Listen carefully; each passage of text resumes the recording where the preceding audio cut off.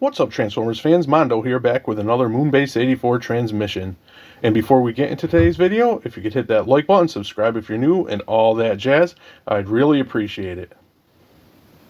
So I noticed lately in a lot of my videos, I've been saying more and more how I don't really care for the Bayverse movie designs. My reasons being that they look very busy and messy. And I'd also add just basically skeletons with crap all over them. That being said, I don't hate the Bayverse movies, and while not my favorite designs, some I actually don't really mind. Some I do, to be honest, I actually really hate, but some are in the middle ground. But if I were to choose a Bayverse look over a different look of a character, I would most likely choose the alternative look. But again, that doesn't mean I hate everything about how the Bayverse looks, so I thought it'd be fair to check out one that I don't mind so much, and that is the Revenge of the Fallen Deluxe Soundwave. As far as Soundwave being a satellite in Revenge of the Fallen, I thought that made perfect sense. Soundwave being a communications officer, spy, perfect for him to be a satellite. And also, one of the modes I think maybe he should continue being in the future. I always go kind of with like a drone, but I thought it was really cool they went with satellite. It's hard to he doesn't really have a solid modern mode. I mean, he does go from like a APC truck to like a drone, but there's no set mode when you look at him compared to other characters. So but I thought a satellite was pretty cool, and here we have him in his satellite mode.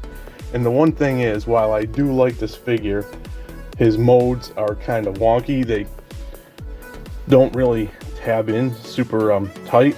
So there's a lot of stuff going on, but I don't hate him for that. But it's just when you mess with him, you tend to knock things out of place.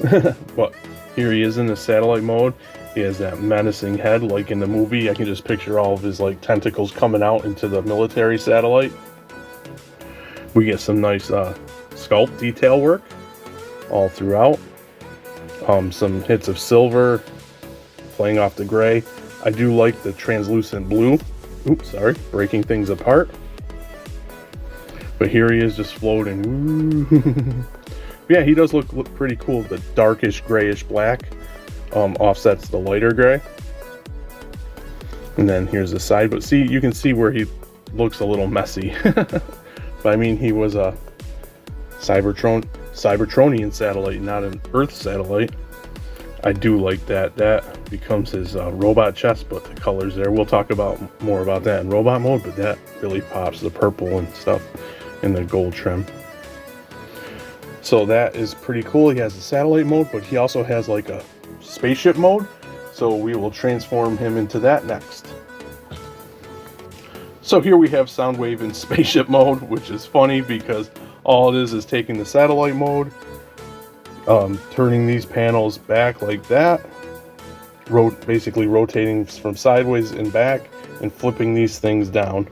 So yeah, kind of pitiful spaceship mode, but I guess if you want to get around to other places to attach to other satellites, you have to get there somehow.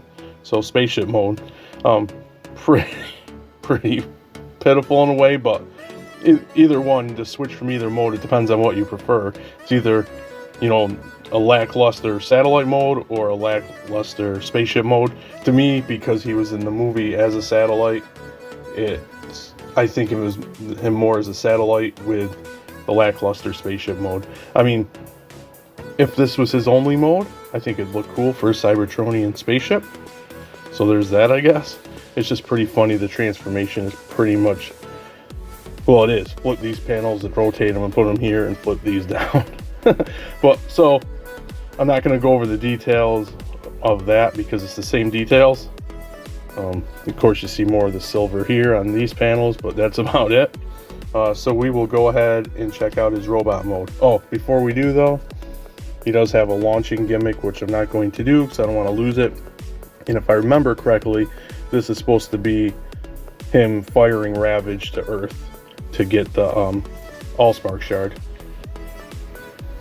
And here is Soundwave in his robot mode, and now we can talk about more about the chest details in robot mode. I just love the purples in the gold trim with more of that blue translucent plastic. You get some red, and basically this whole figure is just rearranging panels to get a few panels. I mean, a lot of Transformers rearrange, but more so, a lot of Transformers obviously are rearranging panels to get different forms, but more so, like, that's the easiest way to describe him. It's just like, lift this panel here and do that. But I mean, there's not much to it, is what I'm trying to say. It's kind of not very fulfilling, but you get some nice gold hits down here, some more of that red. Take a look at his head sculpt, very Soundwave-esque, with the red eyes, blue helmet, and there is a tiny hit of yellow or gold right in the front there. And then besides that, I like that there's some sculpt in that red too. That's nice. Some red there. But yeah, it's basically everything you saw in satellite mode, spaceship mode, and now this is just the robot mode. Is basically just the underside of the satellite mode. So there's satellite mode with the satellite mode at. But yeah, but I mean, that's fair, I guess. The one thing I will say about this figure, because of how the design, it's very clunky to mess with. I mentioned that a little bit when I was talking about satellite and spaceship mode. It's just everything. It's basically just rearranging how everything, for each mode, rearranging how everything hangs off of him. I think that's the easiest way to say it. And it makes it a very clunky figure to mess with. Because if you try to do one thing, you knock something out of whack, another panel out of whack, and nothing really, very little of this figure tabs in securely, so you always knock things out of whack. And that gets a little annoying, to be honest, and makes it not as fun to mess around with. Articulation, his head does turn, looks up and looks down, or looks up, not really down. His arm can go out that far. It rotates. My copy's still really tight. He does have those gorilla arms that Transformers were known to have back then. So yeah, you can't, and there's no wrist. So you either have it uppercut punch or gorilla mode. No waist. See, it's very hard to even show articulation because I'm hitting everything. So he kicks up, kicks back, does the splits, nice ankle tilt, and nice foot rotation there. But yeah, very articulated for the most part, but you get the wonky gorilla arms and no waist and no wrist, and when you move him around, everything crashes into each other and misaligns parts of his different parts of his body basically. So yeah, there's that. So what do I think about the Revenge of the Fallen Soundwave? Well, presentation wise, I really do like him, and for me it's all of this in the chest area for robot mode. It's just the color choices they use and how they blend together really pop. And he does look pretty cool. His little panels here do give him like some bulk. He does look kind of squat, but still, he didn't have, in Revenge of the Fallen, we didn't see his robot mode, so I'm guessing Hasbro had to come up with something based off of a satellite design, and then they threw in the spaceship design, obviously. But yeah, he looks pretty decent. As speaking about him from a toy point of view, he is frustrating for the things I've mentioned. All these panels and everything, no matter what mode he's in, satellite, spaceship, robot, nothing really locks into place. So he gets, I mean, he doesn't, when I say floppy like this, he's not flopping around, but every time you move a panel or an arm or something, panels, you know, tend to get pushed around. It's just a very messy figure in regards to execution because things don't tab in. Like on the back here, if this had tabbed and found a way to lock in, you know, just to make it a little more secure, so he wasn't as, I would say, finicky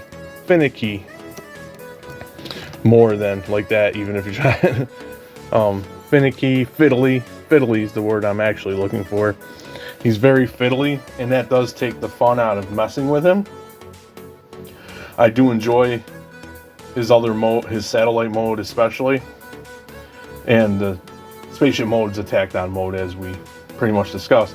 I wish, I do wish, the thing about the satellite mode is that you pretty much have to, when you're not using him, you have to pretty much, you might as well just make him the spaceship because he's laying down like that unless you get a stand.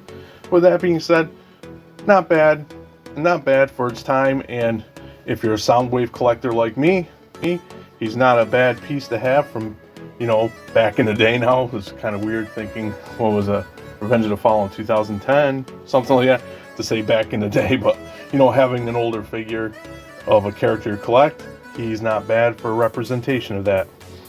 With that being said, comment to let me know what you think about the Revenge of the Fallen Soundwave, and as always, thanks for docking.